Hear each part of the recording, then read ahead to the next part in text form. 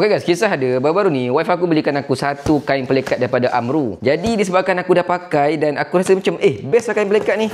So aku dah pakai lagi kain pelikat yang sama, tapi kali ni aku beli 3 terus sebab kalau korang beli 3 korang boleh dapat harga murah tau. Dan aku beli di macam lain sikit lah. Sebab 2 aku beli tanpa kotak dan 1 aku beli dengan kotak. Ya, yang ni dia dengan kotak. So dapat kotak yang cantik, dapat balutan lagi yang cantik. Lepas tu yang tak ada kotak dia bagi macam ni sahaja. Ada dia punya bungkusan tulisan Amru kat depan ni. Untuk yang baru ni aku ambil warna coklat. Cantik. Belakang ni ada tulisan Amru. Untuk kain yang kedua pula aku ambil warna biru. Dan untuk kain yang ketiga aku tak nak buka lagi sebab aku nak simpan untuk bagi hadiah dekat orang. Sebab cantik sangat tau. Nampak tak? Dia ada bagi sekali dengan reben ni, kotak-kotak dia kan. Lepas tu dia ada balut. Yang ni aku tak nak buka lagi sebab aku nak bagi hadiah dekat orang. Siapa orang tu? Tengoklah siapa yang aku nak bagi nanti.